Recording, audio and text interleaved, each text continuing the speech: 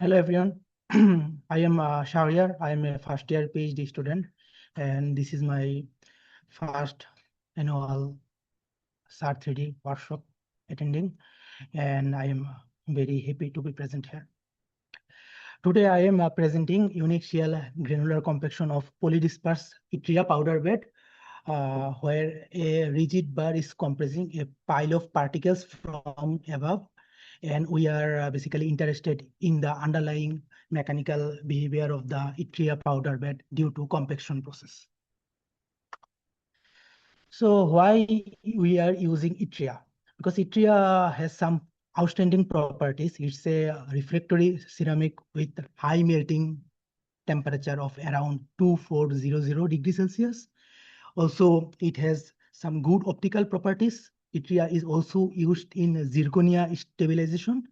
And we are interested in yttria compaction because the quality of the sintered part greatly depends on the pre-sintering compaction phase. If we can reduce the porosity of the final part of the compaction period or increase the green part density, we can easily get good sintered product from there. So we are using discrete element model for our case. And our software is ChronoEngine, and it basically parallelizes two GPUs to reduce the computational cost. In DEM engine, we track each and every particle motion to find the contact forces between the particles, and from there it solves the Newton's laws of motion to get the particles position, velocity, and acceleration. And we then bridge particle scale contact mechanics to the bulk material properties like stress, strain, porosity. So the green part density greatly depends on the particle size. And here our main objective is to find and identify the ideal particle size distribution to maximize the green body density or reduce porosity. So we are doing here the subparts of our main objective. And for our case, we are modeling log normally distributed particle sizes. And after that, we will try other particle size distributions like bimodal, trimodal to find the optimal packing size distribution. And for our simulation, we are using Hertz-Mindlin contact model. In the contact model, there are two types of force, normal force and tangential force. In the left-hand side of the equations, you can see there are two parts. The first part is the stiffness part, and the second part is the damping part. So we then get the contact forces between the particles, and from then we will get the rolling resistance force and there the torque. And if we plug in the normal force, tangential force, and rolling resistance force into the Newton's laws of translational motion and rotational motion, we get the last two equation, and then we integrate via a integration scheme. It's called a velocity varlet integration scheme, and then we find each and every particle's motion, especially the displacement, velocity, and acceleration. So our methodology is first we define the material properties. The material properties here are Young's moduli, Poisson's ratio, frictional coefficient, coefficient of restitution, and coefficient of rolling resistance, and also density. And then we divide the whole simulation into multiple particle size. Yeah, we are using for our case 15 particle sizes with a mean diameter of 2 millimeter. Here is the case, the actual yttria size is 50 nanometer, but we are in testing phase because it will take much more computational time if we actually simulate the 50 nanometer size. So in this case, we are using 2 millimeter yttria diameter, yttria particle diameter size. Then we build the simulation domain. It's a cylindrical domain where the diameter is 40 millimeter. And there are 3 phases. So if we see the figure, there are actually 3 phases. One is settling phase, one is compaction phase, and one is retraction phase. So we settle the whole system for 6 seconds, and then after The compaction phase is for 7 seconds, and then again retraction phase is for 7 seconds. So this is the whole simulation.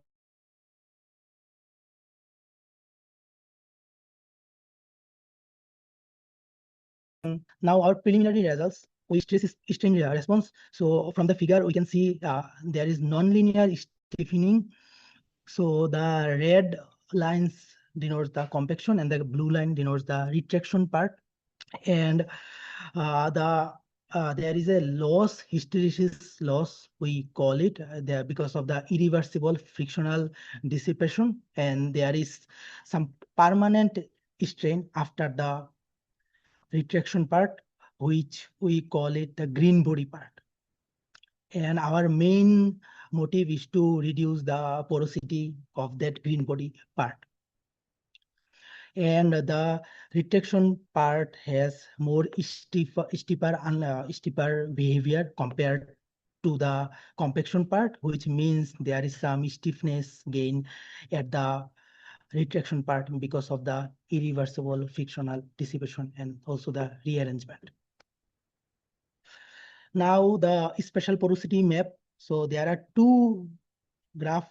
One is on the left side, there is the porosity, local porosity, probability density, and the right side is the heat map on the XZ plane. In our case, the plate is moving on the Z axis. So we divide the whole XZ plane into multiple RVs, where each RV size is around 14 particle diameters. Each RV is composed of many voxels. So from the left porosity distribution curve, you can see there is a right-skewed porosity distribution where the mean is around 0.37, and this plot is at the maximum compaction phase, where the plate is the most downward direction. And in the right side of the porosity mapping, we can see in the interior there are more dense packing, and the outside red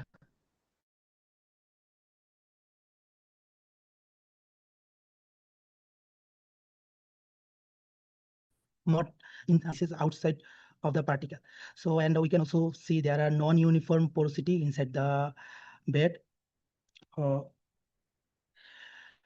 Then the coordination number. For the coordination number, we use the equation, which is the 2 into total number of particles divided by the particle, 2 into total number of contacts divided by the number of particles. So it's basically average number of contacts per particle for the average coordination number per frame. So coordination number, this is the coordination number dependency with the particle size.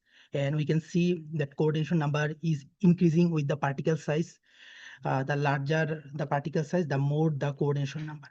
And the error bar denotes the standard deviation of the coordination number. And the circular points denotes the mean coordination number. So the difference between the coordination number is increasing with the particle radius between the stages.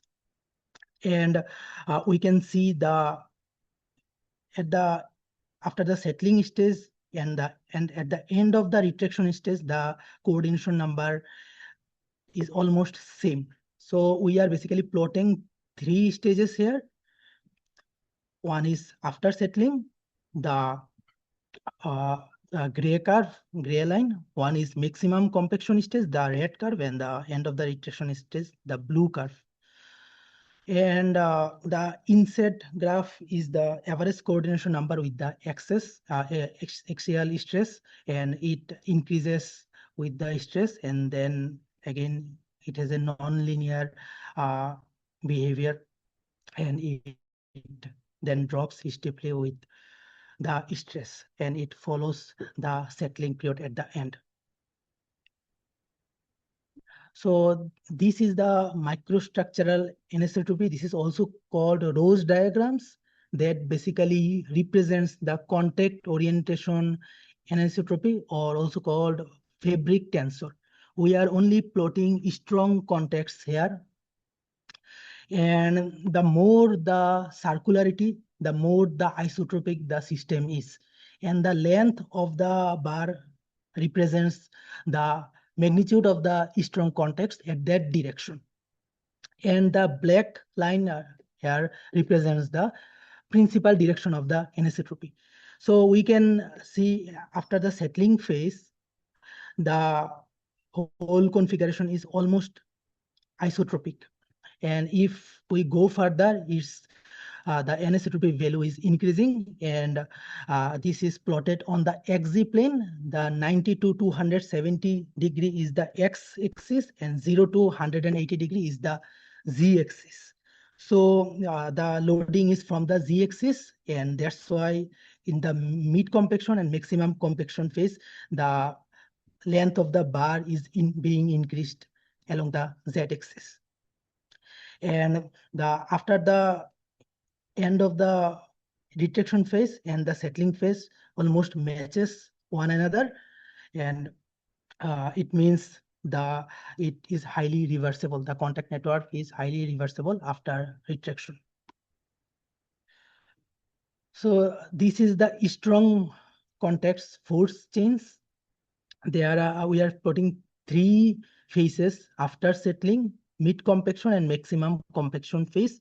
So after settling, you can see most of the strong forces are along the bottom part of the particle bed because of the gravitational pull. And for the force, we are using this equation. F threshold is mu F. Mu F is the mean forces at that time frame.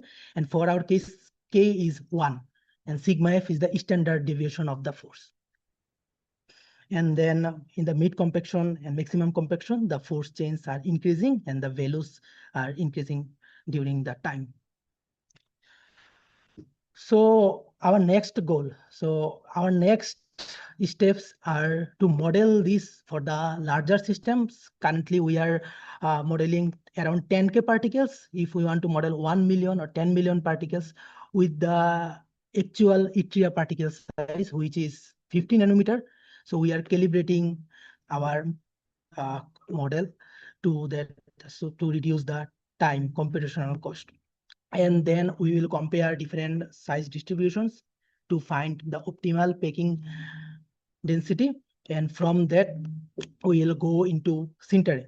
We will use that optimal green body part into different sintering models, phase field model or Monte Carlo model to predict the grain growth, densification, and bulk shrink rates, these type of things. And we will also try to integrate some wet granular mechanics. In this case, we are only considering dry particles, where the other forces like cohesive force, Van der Rohe's force, and capillary force are absent in our case. But further in future, we will try to integrate these forces into our model. Yeah, thank you. Yeah.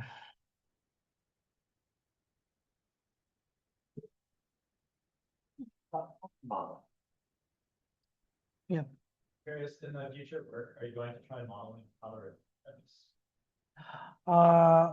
We are considering that because we have to use then wet granular mechanics into it, and we are considering that part. We are still trying to calibrate our model, contact model, so that we can.